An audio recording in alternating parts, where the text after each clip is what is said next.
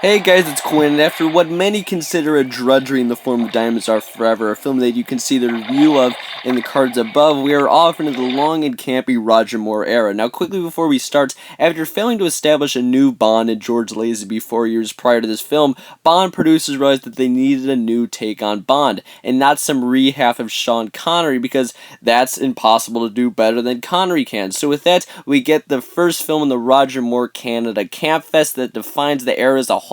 Live and Let Die. After easily the best gun barrel up to this point in the series, we get 3 distinct scenes where various agents are murdered. Now, people hate this scene because Bond is not featured in the entire pre-title sequence, but I love the little bits of tension and mystery that this caused. Like, why are they getting murdered? Who's killing them? How is the little island Sam Monique involved? Sure, it doesn't have Bond, but to establish a new era this way is really interesting. And then, of course, we get the absolutely superb theme song by Paul McCartney. Now, this song has been discussed 1,000 times over, but seriously, it's a great song. I think it might actually be the only theme song to overshadow the film, and seeing as I can't imagine this film without the Paul McCartney song, I guess that speaks as to how great the tune really is. And it's awesome because I actually got to see this song in concert, and it's just such a great rocking song that I love it so much, but at the same time, the title sequence itself is pretty bad, so I guess they weigh each other out.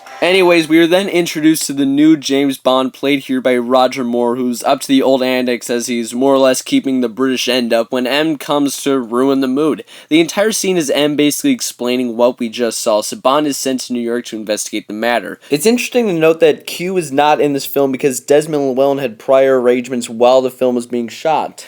I gotta credit the man for doing something different, but it just turns the entire Q branch scene into a 5-second bit with Moneypenny that could have been really good as a Q branch bit. But anyways, after I nitpick about how there's a random girl hidden in the closet, Bond heads to New York.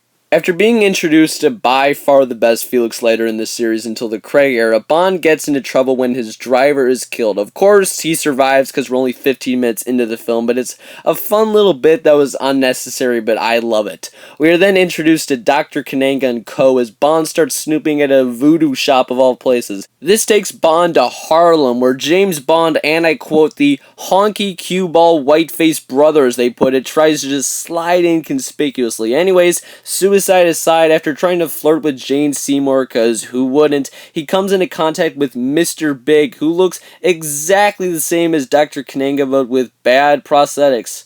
I'm sure that will never come up, but anyways, Bond escapes the place. We are then off to Sam Monique, where we meet the weirdest, strangest henchman I think in the entire series. In the entire film, Baron Samedi is the most bizarre but somehow most in-place character. I love him, and I just think he's great, but then we meet Mrs. Bond, or Rosie Carver, the presumable mother of Elliot Carver from Tomorrow Never Dies, who is the most suspicious, worthless henchman, fake Bond girl to ever exist. Seriously, unofficial Bond films included, she's just the most annoying and terrible. So the next day, when they investigate Kananga's place, her death is warranted.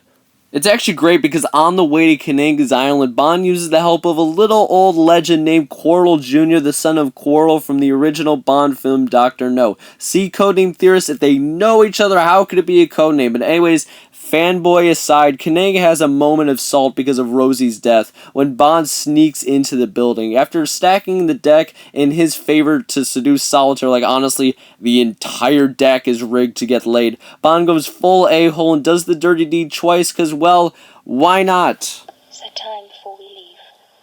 Absolutely. There's no sense in going off half-cocked. Anyways, after this, Solitaire just decides to fuck it and goes on Bond's side, so the next day, she leads him to Kananga's, dare I say, big secret? Once they discover the field of hidden drugs, all hell breaks loose as everyone on Sam Monique's tries to capture Bond and Solitaire. It's an absolutely awesome chase because the amount of action they cram into the seemingly short chase. There's a bus, there's cars, there's motorcycles, there's boats. It's amazing, and although it isn't the most memorable chase of the film, I honestly believe it to be one of the best. Bond then heads to New Orleans, where he of course is immediately captured. In a weird scene, Solitaire pretends like she's in on the entire plot to kill Bond, but it's just so out of place. It's uncomfortable. Anyways, after a scramble to chase Bond when he runs off on the runway, which is just as fun as the car chase in San Monique, Bond heads off to the Fillet of Soul with Felix, where, shocker, shocker, Bond is captured again. And in the greatest twist to a Star Wars Usual Suspects Primal Fear supercut was never created, it turns out Kananga is Mr. Biggs. I know, right? It turns out that the field of drugs Bond found earlier is being given away for free to get people addicted, and then he will sell the drugs at a very high price because all the mobsters that he was in business with are now out of business because he sold them for free. Bond and Solitaire then question on whether or not Bond quote-unquote touched that, when Solitaire is found to have lost her powers of reading cards because she gets the question wrong.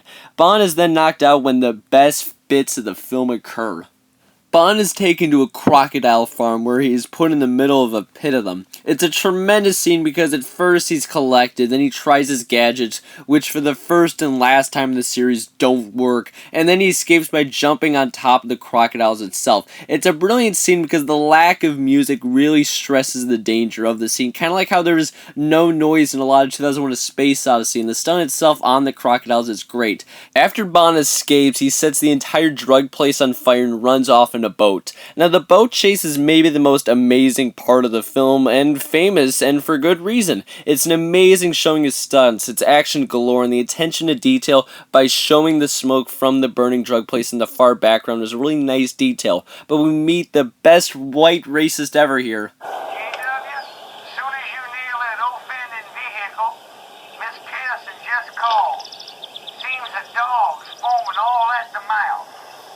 Got him locked up in a shed, wondering if you'd like to come over and shoot it for her. I know everyone hates him, and he's just so damn funny, though. I don't know how you can't love him. Sure, he's annoying as hell in The Man with the Golden Gun, and kind of here, and yes, his character's super unnecessary. Yes, he's racist, but I just got a little sweet spot for old JW, but the rest of the boat chase really is great, and the addition of a faster boat midway through was a fun touch, and ending with a super awesome explosion was just perfect. It is found out that they're gonna kill Solitaire and San Monique using the same ceremony that happened in The Spy at the beginning of the film, so naturally Bond is on the job instead of, a team of guys. Anyways, Bond saves Solitaire after killing Baron Samedi really easily, which is a shame because he's such a great villain. You wanted him to go out with, some style. Bond then sneaks into Kananga's lair, and Coral Jr. blows up the drug fields, and Bond and Solitaire are captured by Kananga. As they are tied up above a shark tank of all things, because this isn't campy enough, Bond uses a razor in his watch to break through the ropes because no one said Deus Ex Machina yet. Bond then literally blows up Kananga with a gas pellet, and after a slick quip from Bond... Where's Kananga? Well, he always did have an inflated opinion of himself. Our heroes are free, or are they? In true Guy Hamilton fashion, Bond fights one of Kananga's henchmen, Teehee, and after winning, of course, he gets an awesome shot of the still-alive Baron Samedi on the back of the train as the theme song plays. It's a shame because he was supposed to appear in the later installments. In my opinion, Octopussy would have been the best for him, but alas, this was 40 years ago and he's dead now, so I guess that's just a missed opportunity. But anyways, that is Live and Let Die.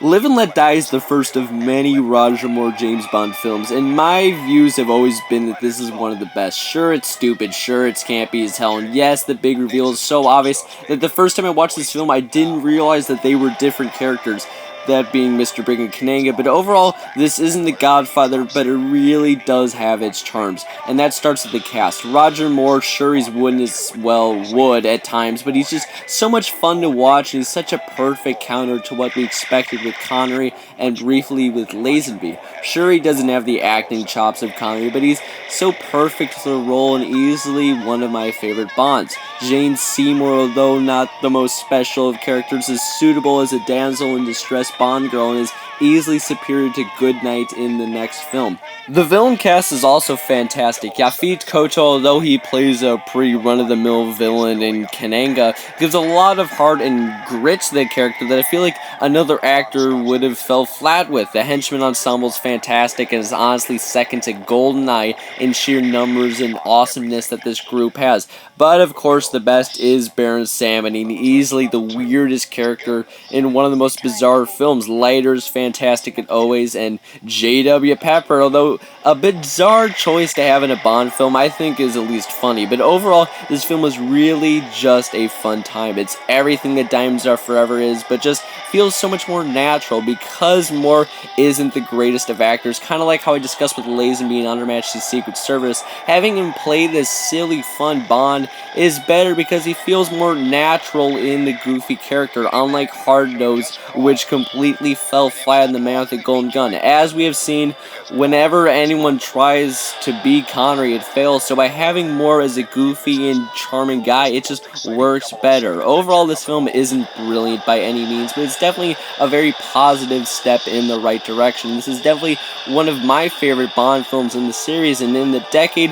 where Bond films were a little bit weaker, Live and Let Die of 1973 is easily one of, if not the best. So that is Live and Let Die, a campy Bond film adventure that set the tone for just about every single Bond film until the late 80s. Next time, the very disliked The Man with the Golden Gun. If you enjoyed and you want more James Bond reviews and content as well as reviews of films in general, be sure to check me out at Quincy on YouTube and subscribe. It would really mean a lot to me, and I hope you guys enjoyed. Like, share, comment, subscribe, and I'll see you guys next time. Ciao!